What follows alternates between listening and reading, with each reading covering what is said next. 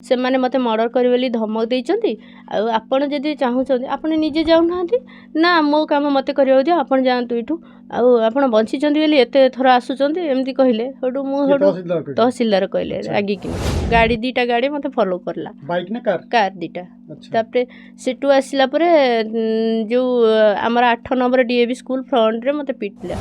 नमस्कार, मु होची विश्व कलाकार महासंघर प्रेसिडेंट एंड मु अभिनेत्री तो डॉक्टर शर्मिष्ठा नायक घर कोठी जगतसिंहपुर। प्रॉब्लम कौन मु मैरिज करथिली। मैरिज रो 10 वर्ष मिनिमम परे मो हस्बैंड डेथ हो गले। जेतबेले डेथ हो गले तांको घर लोक तो कहीं आसिलेनी, फोन करी करी के हॉस्पिटल डेथ हो गले। तापरे बहुत रिक्वेस्ट करी करी के आसिलेनी। आमर सब तो आपण मानकर मीडिया भाई माने समस्त आसीथिले तापरे हॉस्पिटल को। तापरे सब कलाकार भाई माने भी आसीथिले। तो जेतबेले न आसिले तापरे डेथ हो गला परे राती 11 रु 12:30 भितरे आसीचंदी केतबेले मु जानिनी। मते एनालिसिस देकी सुआई देथिले जेहेतु मो देह कंडीशन क्रिटिकल हो जाइतला। तापरे आसिकिरी कहले जे मु मारी देइछि तांको। तापरे माने आपण मारी देइछि बोली कहले। हां, के सासुघर लोक। अच्छा, जेतबेले कहले मु मार देइछि तापरे डॉक्टर को कहिचंदी। डॉक्टर सोडू कहले जे आपण सीसीटीवी फुटेज चेक करंतु बेलिके कहले। तापरे जुक्ति करिचंदी, बहुत जुक्ति जेतबेले कहले सार सोडू एफआर लिखि ना प्रतापनगर थाना रे एफआर दिया हला। तापरे एफआर दिया हला परे सी सोडू कहले जे आसिले इनक्वायरी करियो जेमती एमाने सोडू फेरार हे गले आ बॉडी की नेले ने संस्कार करियो। तापरे मु होडू फोन करिली। फोन करिला परे से सुडू कहले तमे तमरा आस आमे हमर अछु बेलिकरी कहले संस्कार करियो नेला बेलको। तापरे आमे जेतबेले सिटिके गलु से गं करचनी मो सानो भाई के मारधर करिले। मोर छोटो भाईटे मो स्वामी मर जाइछंती, मोर केही भी नाहाती पाखेरे गोटे छोटो भौणी भाई की नेकी जाइछि। तापरे मीडिया रू किछि लोक खबर पाइकिरी आसीतिले सहयोग करियो बेलिकरी। से माने आसीकिरी सहयोग करले। तापरे से माने बुझासुझा कले। बुझासुझा करिला परे संस्कार आरंभ होला बेलको से माने कहले आमे क्रिया धरिबो। पुतरा छोट पुतरा अछि से क्रिया धइला परे आमे सेतिरे भी एकमत हे गलु। छोट क्रिया धरि साइला परे मु सानो भाई के कहली आमे पुणी शुद्धि काम हबो तांको पचार देडुसर अछन मझिया देडुसर जे सी ही एतिक पार्लर मुख्य मंजी। वर्तमान प्रॉब्लम है मु लीगल हेयर अप्लाई कली जेतबेले सी कौन कले ना सेठी जेतबेले स्वर्ग द्वार मते धमक देले तुमको तमे आम भाई के मार देछ आमे तुमको मर्डर कर देबो। मु हाँ तापरे आ मते घरे पुरेले तांको घरे पुरेले नहीं। मोर जिनस पटा मोर सबु कागज पत्र ठारू आरंभ करी सबु अच्छी गेट लॉक कर देइछन से माने। अच्छा, आपन का तापरे घरे पुरेले ना ता पूर्व 10 वर्ष हेलानी पुरौ नथिले। आमे जेतबेले जाऊ तांको रिक्वेस्ट करिवु घर भीतर को जीव आम घर को सी लॉक करछन। तांको घर सहित आम घर रो कोनोसी कनेक्शन नाही। अच्छा, तापरे जबरदस्त गेट लॉक करछन। अच्छा, माने तांको गेट अलगा आम गेट अलगा। कोन तांको ना जे रखजदी लॉक करगी सी मोर मझिया देडुसर हेबे। ये होचंदी चारि भाई। सभा बड़ देडुसर जे से डेथ ही जाइचंती। तांको तळ भाई जे से तांकर मिसेस आ से दुई जन जाक लॉक करछंती। सेतिरे सानो जा भी संपृक्त अछंती लॉक करछंती। अच्छा, माने से माने जबरदस्त लॉक करी रखी छाडू नादी नहीं। तो वर्तमान जाइथिले लीगल रे बाहर करियो। वर्तमान मो इखना रहिबी केमिति प्रथम कथा थिला मोर रहिबा पई कि मोर तो स्वामी डेथ हे गले, पिला छुआ केही नाहाती, सासू भी डेथ हे जाइचंदी। मु रहुची भड़ा नेइकरी। भड़ा न देले तो मोर घर ओनर बाहर कर दबो। ताहले मु रहिबी कोठी? मो घर गेट तो लॉक करचंती। तापरे मु लीगल हेयर अप्लाई करथिली। अप्लाई कला परे प्रथमटा खारज करदेले। मु होडू पचारला बेलको कोन पई खारज होला ना तम स्वामी आउ जणको बाहाइचंती। तुमको किए कहिला ना मझिया देडुसरଙ୍କ ना कहले से।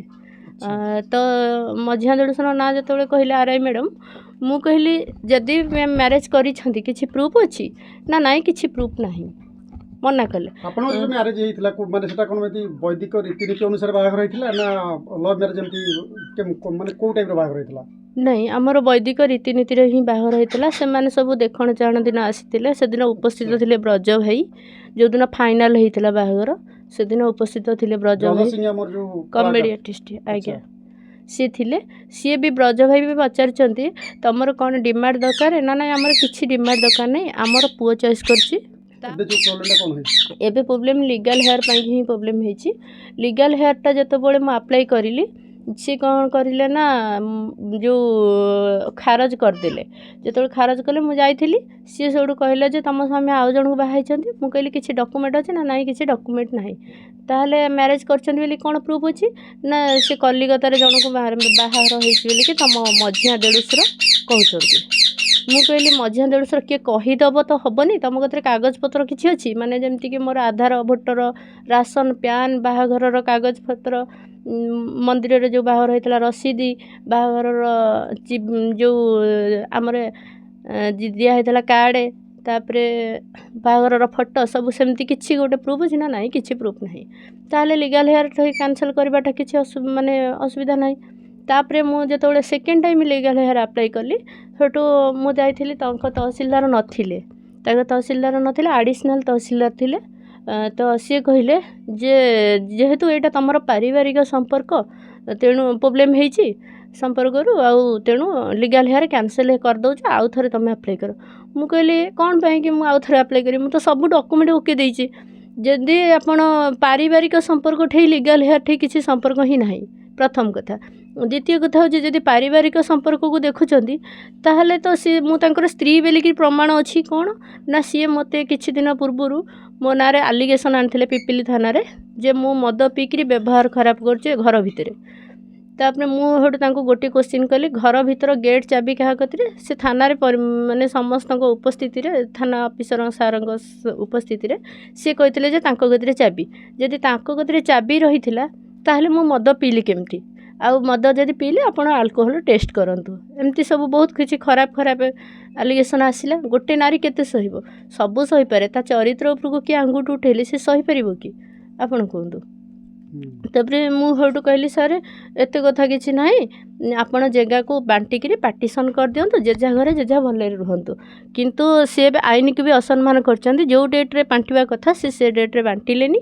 ତା ବହୁତ ବର୍ଷକ ପରେ ବଣ୍ଟା ହେଲା, ବଣ୍ଟା ହେଇଛି, କିନ୍ତୁ ପାର୍ଟିସନ୍ ଏପର୍ଯ୍ୟନ୍ତ ହେଇନି। ଆଉ ଜାଗା ବି ସେ ତାଙ୍କର ଏବେ ବି ସୁଦ୍ଧା ମୋର ବାହାଘର କାଳରୁ ମୋର ଗେଟ୍ ଲକ୍ କରିକି ରଖିଛନ୍ତି। ଆପଣମାନେ କୁହନ୍ତୁ ମୁଁ କ'ଣ କରିପାରିବି?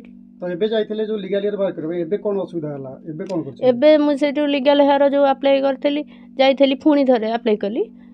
ଆସିଲା ବେଳକୁ ମୋତେ ସବୁଠୁ ତହସିଲଦାର କହିଲେ ଯେ 4 ଦିନ ଭିତରେ ଆସନ୍ତୁ ନେଇଯିବେ ଲିଗାଲ୍ ହେୟାର୍ଟାକୁ। ତ ଏଥିରେ ମୋତେ ଲାଗୁଛି ସନ୍ଦେହ ହେଉଛି ତହସିଲଦାର ବି ସାମିଲ ଅଛନ୍ତି, ଆର୍ଆଇ ତ ସାମିଲ ଅଛନ୍ତି ତାଙ୍କ ସହିତ କନଫର୍ମ। କାହିଁକି ନା ଆର୍ଆଇ ତାଙ୍କ ଘରକୁ ଯାଉଛନ୍ତି। ମୋର କହିବା କଥା ତାଙ୍କ ଘରକୁ କାହିଁକି ଇନକ୍ୱାରି କରିବାକୁ ଯେଉଁ ଯାଉଛନ୍ତି ତ ତାଙ୍କ ଘରକୁ କ'ଣ ପାଇଁ ଯାଉଛନ୍ତି? ଆପଣ ଇନକ୍ୱାରି କରିବାକୁ ଗାଁ ଲୋକଙ୍କ କତିରୁ ଯିବେ। ମୁଁ ଯେତେବେଳେ ମୋତେ ପ୍ରଥମ ଯେତେବେଳେ କହିଲେ, ସିଏ କହିଲେ ଯେ ତାଙ୍କ ଘର, ମୋ ମଝିଆ ଦେଢ଼ଶୁରଙ୍କ ନାଁ କହିଲେ। ମୁଁ ଯେତେବେଳେ କ୍ୱେଶ୍ଚିନ୍ କରିଥିଲି ମ୍ୟାଡ଼ାମ୍ ଆପଣ ତାଙ୍କ ଘରକୁ କାହିଁକି ଯାଉଛନ୍ତି, ଘର ଲୋକଙ୍କ କତିରେ କ'ଣ କେଉଁଠି ଇନକ୍ୱାରି ହୁଏ?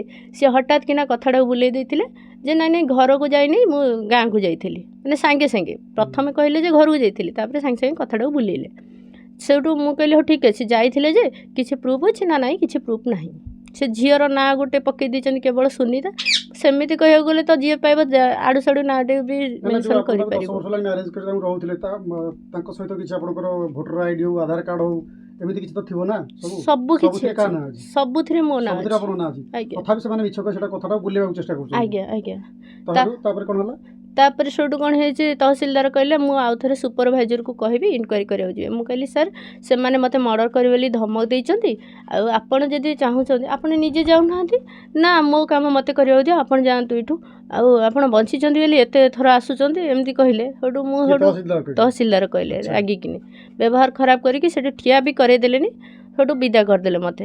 ତାପରେ ମୁଁ ପୁଣି ତାଙ୍କର ଯେଉଁ ମୋହରିଅର ଅଛନ୍ତି ତାଙ୍କୁ ସେ ପଣ୍ଡା ଭାଇନା ବୋଲିକି ତାଙ୍କୁ ମୁଁ ଡାକିକି ନେଲି। ସିଏ ସେଇଠୁ କହିଲେ ମୁଁ ସୁପରଭାଇଜରକୁ କହିଦେଇଛି, ସିଏ ତାଙ୍କର ଆଉ ଥରେ ଇନକ୍ୱାରି କରିବେ, ଇନକ୍ୱାରି ପରେ ଯାଇକିରି ମୁଁ ଦେବି ଲିଗାଲ୍ ହେୟାର କାଲିକି ଦେବି।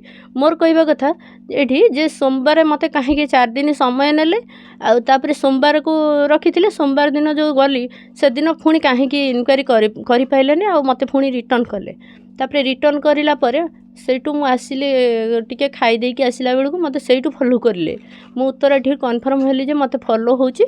ତାପରେ ଗାଡ଼ିରେ ମାନେ ଫଲୋ କଲେ? ହଁ, ଗାଡ଼ି 2ଟା ଗାଡ଼ି ମୋତେ ଫଲୋ କଲା। ବାଇକ୍ ନା କାର? କାର 2ଟା। ଆଚ୍ଛା। ତାପରେ ସେଠୁ ଆସିଲା ପରେ ଯେଉଁ ଆମର 8 ନମ୍ବର DAV ସ୍କୁଲ ଫ୍ରଣ୍ଟରେ ମୋତେ ପିଟିଲା ଗାଡ଼ି ପିଟିଲେ? ଆଜ୍ଞା। ସେ ଗାଡ଼ି ଧରା ପଡ଼ିଲେ ନା? ନାଇଁ, ସେ ଗାଡ଼ି ପିଟିଲା ତ ବହୁତ ସ୍ପିଡ଼ରେ ଯାଇଛି। ଆଉ CCTV ଫୁଟେଜରୁ ଚେକ୍ କରନ୍ତୁ। ଆଚ୍ଛା। ଆଜ୍ଞା, 9 ତାରିଖ ଦିନ ତାପରେ ପିଟିଲା ପରେ କ'ଣ ହେଲା? 6:30ରୁ 7ଟା ଭିତରର କଥା। ଗାଡ଼ି ପିଟିଲା ପରେ ତାପରେ ଆପଣଙ୍କର କ'ଣ ମାନେ ଇଞ୍ଜୁରି ଗାଡ଼ି ହେଇଥିଲା କି? ଗାଡ଼ି ପିଟିଲା ପରେ ସେ ଗାଡ଼ି ପଳେଇଲା। ତାପରେ ମୋର ଗାଡ଼ିର ବ୍ରେକ୍ ଫେଲ୍ ହେଇକିରି ମିନିମମ୍ 50 ମିଟର କି 100 ମିଟର ଭିତରେ ଗାଡ଼ି ପଳେଇଲା, ମାନେ ବ୍ରେକ୍ ଫେଲ୍ ହେଇଗଲା। ଲାଷ୍ଟକୁ ମୁଁ ଆଉ ମୋ ମୁଣ୍ଡ କ'ଣ ହେଇଗଲା, ଯେତେବେଳେ ମୁଣ୍ଡ ବହୁତ ଜୋରେ ମାଡ଼ ହେଇଯାଇଥିଲା, ଯେହେତୁ ମୁଣ୍ଡ ଆଉ ଆଣ୍ଠୁ ବହୁତ ଜୋରେ ଇଞ୍ଜର୍ଡ଼ ହେଇଛି, ସିଭିୟର ଇଞ୍ଜର୍ଡ଼। ତାପରେ ମୁଁ କ'ଣ କଲି, ପଡ଼ିଗଲି, ସେଇଠି ଗାଡ଼ି ସହ ପଡ଼ିଗଲି। ଯେତେବେଳେ ପଡ଼ିଗଲି, ମୁଁ ସେଠୁ ମୋର ମନେ ଅଛି ଗାଡ଼ିର ଲକ୍ କରିଦେଇଛି, ଗାଡ଼ିକି ଷ୍ଟାର୍ଟରେ ଥିଲା, ଲକ୍ କରିଦେଇକିରି ସେଇଠୁ ପଡ଼ିଗଲି, ସେଇଠି ପଡ଼ିଛି। ସେଇଠୁ ପବ୍ଲିକ୍ କିଏ ଆସିଛନ୍ତି ମୁଁ କାହାକୁ ଦେଖିନି, ବ୍ଲଡ଼ ସେତେବେଳକୁ ବହୁତ ଜୋରେ ବ୍ଲିଡ଼ିଙ୍ଗ ହେଉଛି। ସେଇଠୁ ମୋତେ ପବ୍ଲିକ୍ ଆସିକିରି ମୋ ଫୋନ୍ ନେଇକିରି, ମୋ ଫିଙ୍ଗର ପ୍ରିଣ୍ଟ ମୋ ହାତରୁ ନେଇକିରି ଯେଉଁ ମୋର ଲାଷ୍ଟ କଲ୍ କଲେ। ମୋର ଜଣେ ରିଲେଟିଭ୍ରେ ଭାଇ ହେବେ, ତାଙ୍କୁ ଫୋନ୍ କଲେ, ସିଏ ସେଇଠୁ ଆସିକିରି ପହଞ୍ଚିଲେ। ତାପରେ PCR ଆସିକି ପହଞ୍ଚିଲା। PCR ଆଉ ପବ୍ଲିକ୍ ସେ ଭାଇ ଏଗ୍ରିମେଣ୍ଟ କଲେ ଯେ ମୁଁ ତାଙ୍କର ରିଲେଟିଭ୍ ବୋଲିକିରି ପରିଚୟ ଦେବାରୁ ତାପରେ ମୋତେ ହସ୍ପିଟାଲ 6 ନମ୍ବର କାଳେ ନେଇଥିଲେ। 6 ନମ୍ବରରେ ଟ୍ରିଟମେଣ୍ଟ ହେଇପାରିଲାନି, କାହିଁକିନା ଭଲସେ, କାହିଁକିନା ଯେହେତୁ ମୋତେ ଫିଟ୍ସ ମାରିଲା, ସେଠି ପୁଣି ଯେହେତୁ ପୁରା ସିରିୟସ୍ ହେଇଗଲି, ସେଇଠୁ ମୋ ସାନ ଭଉଣୀକି ଖବର ପଠେଇଲେ। ସେ ସାନ ଭଉଣୀ ଆସିକି ସ୍ୱାସ୍ଥ୍ୟ SMS ହସ୍ପିଟାଲକୁ ନେଇକି ଯାଇଥିଲେ। ସେଇଠି ମୁଁ ଟ୍ରିଟମେଣ୍ଟ ହେଉଥିଲି। ତାପରେ ସେଠୁ ଡିସଚାର୍ଜ ହେଇକି ଆସିଲା ପରେ ରୁମ୍କୁ, ତାପରେ ମୁଁ ଏବେ 4 ନମ୍ବରରେ ଟ୍ରିଟମେଣ୍ଟ ହେଉଛି। ପୋଲିସରେ ଏଫଆଇଆର କଲେ ନା ନାହିଁ? ନାଇଁ, ମୁଁ ତ ପୁରା ଇଞ୍ଜର୍ଡ଼ ହେଇଯାଇଛି, ଆଚ୍ଛା, ଚାଲିପାରୁନଥିଲି, ଏଫଆଇଆର ଦେଇନି। କାଲି ପରଦିନ ଭିତରେ ଏଫଆଇଆର ଦିଆହେବ। ଆଚ୍ଛା, ଠିକ୍ ଅଛି। ଏଫଆଇଆର ଦେଇନାହାନ୍ତି ନା? ପୋଲିସ ସେତେବେଳେ ଆସିଥିଲେ, ଆକ୍ସିଡେଣ୍ଟ ବେଳେ ପୋଲିସ ଆସିଥିଲେ? ଆଜ୍ଞା, ଠିକ୍ ଅଛି। PCR ନେଇକି ଯାଇଥିଲେ। ଆଉ ସେ ତ ଦେଖିଥିବେ ମୋର କଣ୍ଡିସନ୍ କ'ଣ ହେଇଥିଲା। ବ୍ଲିଡ଼ିଙ୍ଗ ବହୁତ ହେଇଛି। ଆଉ ମେନ୍ ହେଉଛି ଗୋଡ଼ଟା ଫ୍ରାକ୍ଚର୍ ହେଇଛି, 6 ଜାଗା ଫ୍ରାକ୍ଚର୍ ହେଇଛି, ଆଉ ଖଣ୍ଡିଆ ବହୁତ ସିଭିୟର ଖଣ୍ଡିଆ ହେଇଥିଲା। ତ ବର୍ତ୍ତମାନ ଆପଣ କ'ଣ ଚାହୁଁଛନ୍ତି? ମୁଁ ଚାହୁଁଛି ମୋତେ ଲିଗାଲ୍ ହେୟାର ଦିଅନ୍ତୁ। ଆଉ କାହିଁକିନା ମୋ ଭଳିଆ କେତେ ଝିଅ ବୋହୂ ଏମିତି ପିପିଲିରେ, ତହସିଲ ଅଫିସରେ ଆଉ RI ଅଫିସରେ ଏମିତି ହଇରାଣ ନ ହେଉଥିବେ। ମାନେ ମିଛରେ ସେମାନେ ଡାକୁଛନ୍ତି। 20ରୁ 25 ଥର ମୁଁ ଯାଇସାରିଛି ସେଠିକି, ପିପିଲିକି। ତାପରେ ବି ମୋତେ ମିଛରେ ସବୁଥରିକ ଆଜି ଦେବେ କାଲି ଦେବେ ଡାକିକିରି ପ୍ଲାନିଂ କରି ଡାକୁଛନ୍ତି। ତାପରେ ମୋତେ ଆକ୍ସିଡେଣ୍ଟ କଲେ। ମୁଁ ଚାହୁଁଛି ମୋ ଭଳିଆ ଅନ୍ୟ କେଉଁ ନାରୀ ଝିଅ ବୋହୂ ମାନେ ଏମିତି ହଇରାଣ ନ ହୁଅନ୍ତୁ। ଆଉ ଆକୁ ସଠିକ୍ ଭାବରେ ତଦନ୍ତ କରିକିରି ତାକୁ ସମାଧାନ କରନ୍ତୁ।